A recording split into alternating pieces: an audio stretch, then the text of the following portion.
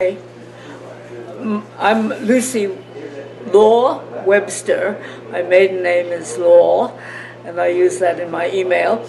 I grew up mostly in Princeton, New Jersey, and knew Albert Einstein for various reasons.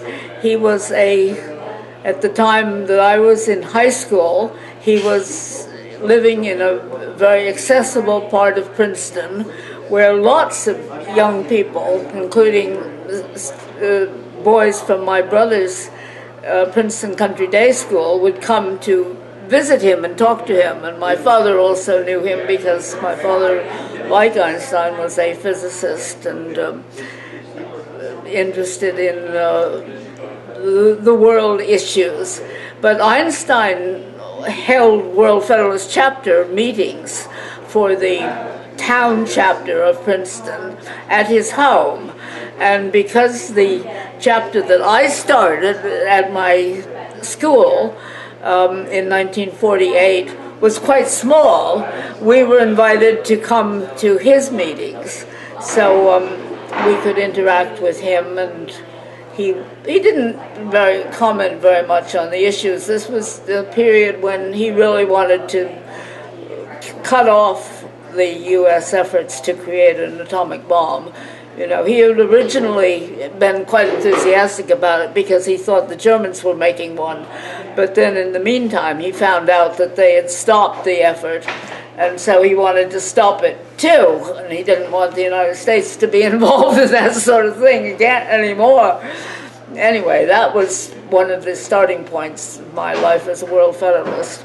And what made you so interested in world problems since you were a young girl? Well, I was always very empathetic with, rescuing bugs and silly things like that, and with animals and people.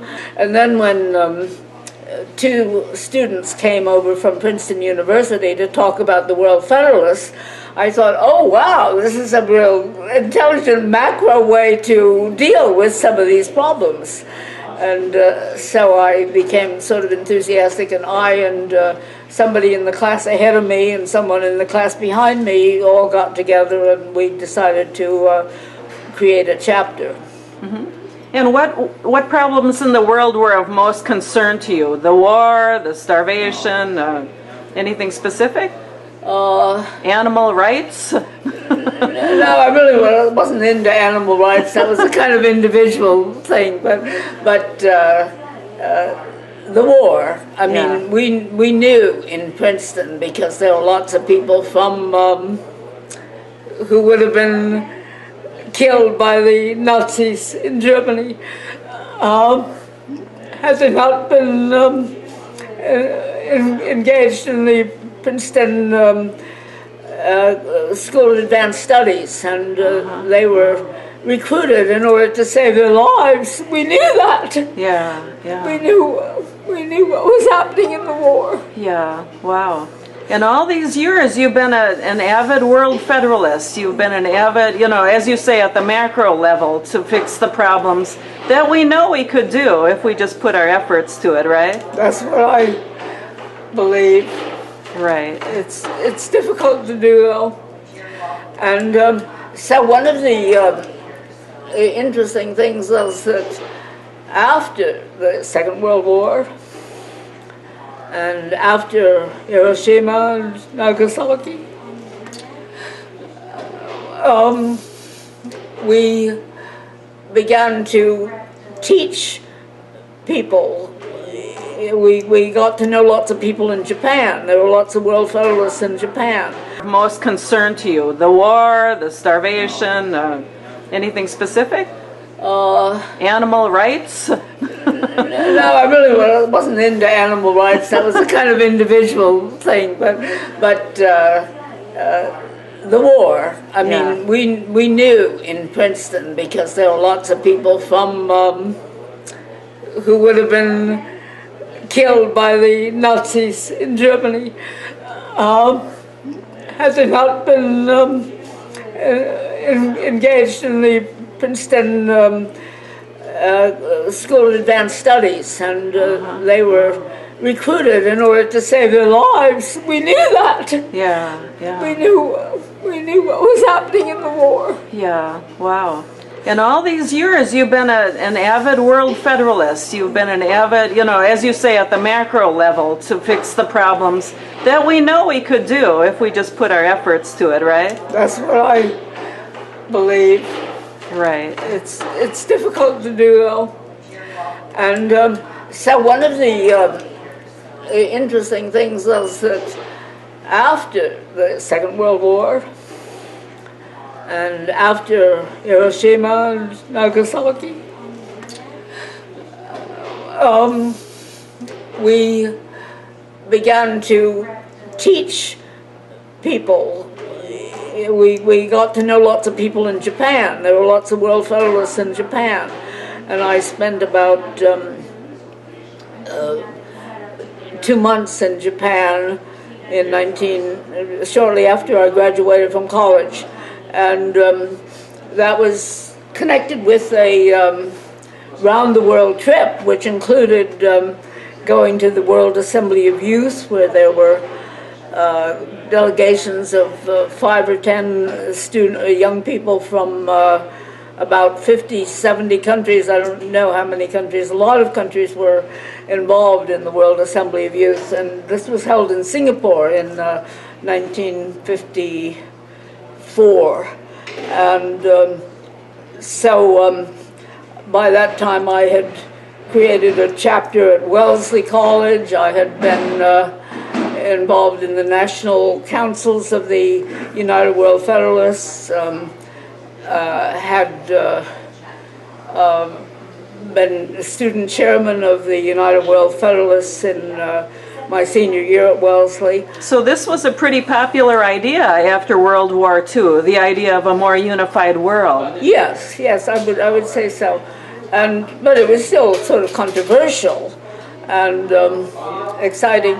But one of the interesting things was that in the late 50s and early 60s, it was possible to work with the Soviet Union because they had all these outreach efforts to try to co-opt people into the dictatorship of the proletariat. Well, we weren't interested in that. We were interested in co-opting them into our World Federalist movement.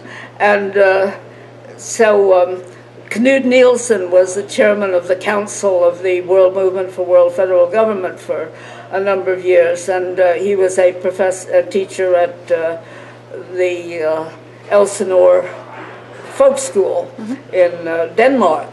And he and I and Father Jerry Grant from Loyola University in Chicago were all involved in going to the Soviet Union to co-opt the communists into the World Federalist movement. And they weren't too receptive to the idea, huh? No, they were. Oh. We met lots of,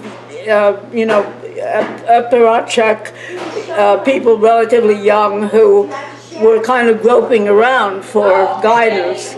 And they knew about Cord Meyer, the fact that Cord Meyer had left his job as the president of the United World Federalists in order to join the CIA in order to create world government.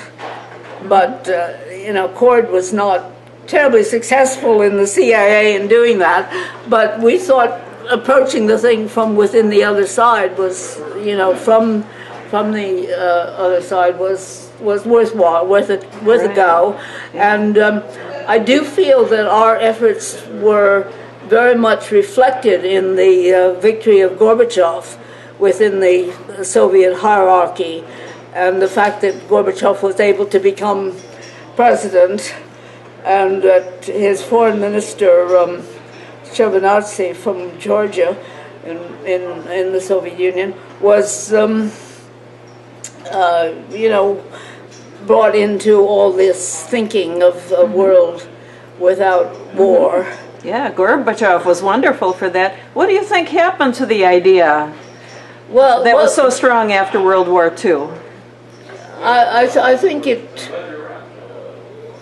was a big hope on the part of people who had been studying why the League of Nations failed, and in the United States on the one hand, and in Europe on the other hand, the world movement for world federal government was formed sort of in parallel with the United World Federalists.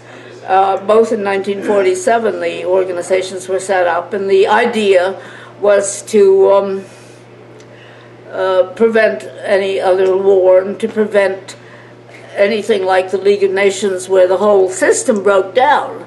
Now, I always thought that it was kind of, due to the fact that the League allowed for the reunification, for the remilitarization of the Rhineland, and for the fact that the League really couldn't do much of anything because of the veto, that every country in the League had the veto. Now, of course, when the UN was set up with a veto for the winners of World War II, we weren't very happy with that. And we, as World Federalists, contrary to the normal political science approach, felt that that was a big mistake and that you would have problems and things would be blocked in the Security Council, which has always been the only real action part of the UN. Well, I mean, now there's much more action on the on development action and helping developing countries, and environmental action and things like that have become more important. But at the beginning of the UN, it was meant to be a peace organization, and the fact that the only organ within the UN that really could take action in that area had this veto meant that many peace actions were blocked. So do you have much hope for the future, Lucy? Do you think this idea of a unified world could still come around? Absolutely, oh yeah, because lots of people realize that it's stupid to have war and the threat of war when the violence will only do harm, and you can very easily get agreement on human rights and on environmental necessities to prevent climate change, and there's a lot of consensus as to what the world problems are, and the fact that there are these terrible travesties of human rights in many countries. And how do you stay motivated all these years? You've been in this a long time, many decades. Well, I always see there are opportunities, not very obvious ones, but for example, this business where we think we had an influence on the Soviet Union, and then of course after Gorbachev and Yeltsin and so on, it became worse with Putin getting more and more power, and now that situation is really, really bad. But we thought we, could get involved with the people who really wanted to do the UN the way it had been sort of intended, but not really done properly. Right. So, and last, I might just ask you, what benefits have you gotten out of all these decades of activism? Well, I've gotten to know a lot of people who are really worthwhile and really interesting and really involved in making the world a place fit for humanity.